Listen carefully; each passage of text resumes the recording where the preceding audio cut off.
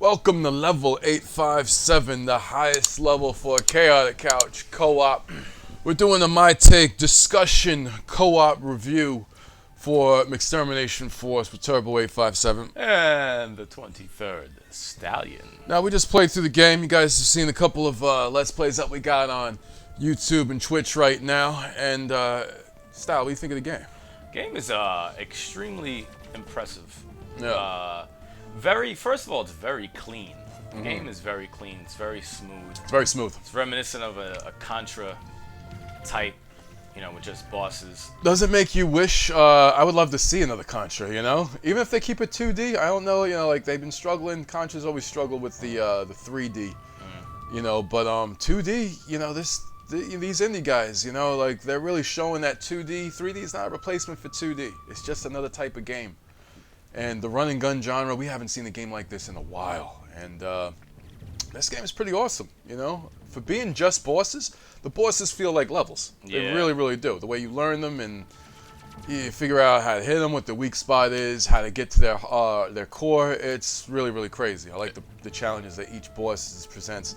Now, you said the game's presentation is awesome. You said it's clean. It looks beautiful. Music. Sound effects. Yeah. On point, like just the sound of each gun. Yeah. It's the overall presentation. The graphics are very surprisingly like charming. It's like cell shaded ish. Yeah. I guess. Yeah. And the design of the bosses very innovative.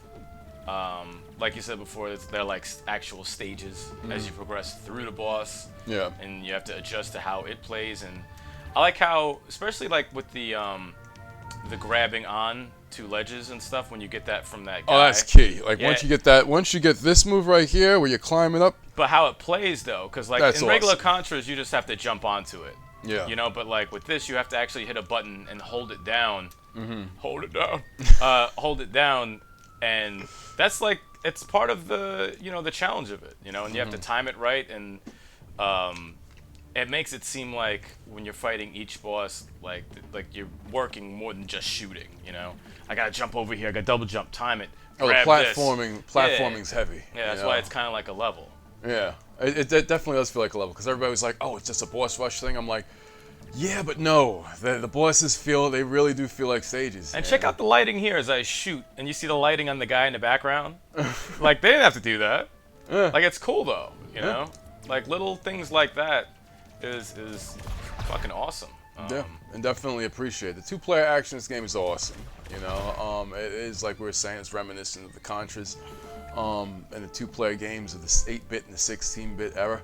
The game is a lot of fun too. I like the fact that the bosses are challenging, but they're not like insanely. What was the most difficult boss? Snake. The snake I think the snake by far is. What an asshole. What an asshole.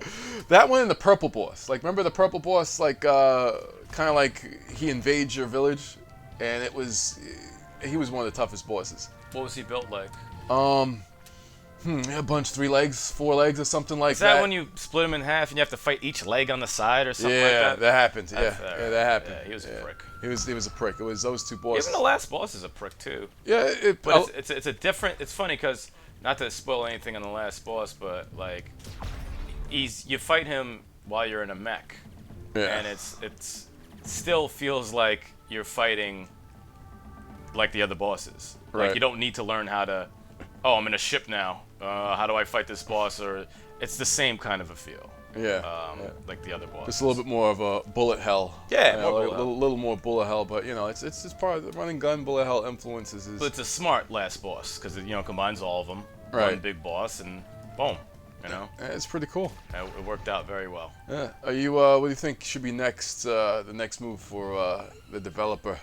I'll definitely make a sequel to this. Yeah, a sequel to this would be great. Maybe, since the camera pans out a lot, maybe venture into having 4 players too. You could fit 2 more on the screen. You don't have to. That would be crazy, but no one's done it. No one's done. I've never seen a running gun Contra. 4-player. You seen a running? Yeah, 4-player running gun Contra. I've never seen anything like that. I want stages too, but would that like take away from what the game's about? You know. That's the thing. Like, the bosses feel like stages enough, and for the price that the game is, you're definitely getting more than your money's worth. It'd be a little weird to have the sequel have stages and then the boss. Yeah. The first one just have bosses.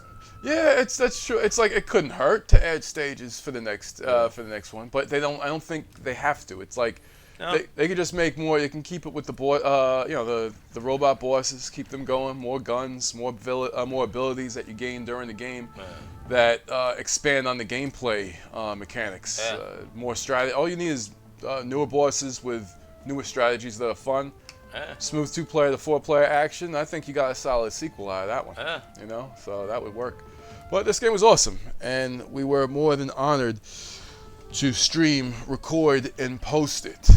So this gives me. I love these indie games. I think it's been a great year for indie games so far. Games like Mechstermination Force and Dragon Mark for Death and Catastronauts, they just keep it going. I think the quality is crazy for these games. Like actual games, Yep. games. Exactly, and I think they're doing the multiplayer, the co-op thing justice, man. They're keeping co-op games alive, and that's what we want to keep seeing. Yes, sir. And that's what we're gonna keep playing. So, any final thoughts with that, or? It's very impressed. Pretty much Very awesome. impressed with this game. Very, very. If you like Contra, if you like running guns, you like smooth 2-player action. The game is, like we were saying before. We can't say enough how smooth the game is. How clean the game is. It's just, and it's beautiful to look at. It's really, really nice game to see in motion. So definitely pick it up if you like those run and gun type Contra type games, 2-player action. There's no reason why you shouldn't. What's it, like $12? Yeah, it's definitely way worth it. You could do a lot worse on the eShop for your money, but you get this game, you're not going to steer yourself wrong, not at all. Well, that was our collective My Take. Let us know what your take is in the comments below, and as usual, like the video if you like it. Let us know what you're thinking. Don't forget about the podcast that we got going on. 8 o'clock p.m. live on Twitch, bi-weekly Wednesday, bi-weekly Monday, 5 o'clock p.m. on YouTube. And if you're checking us out on YouTube, we're going to see you guys again real soon. Around 12 o'clock noon.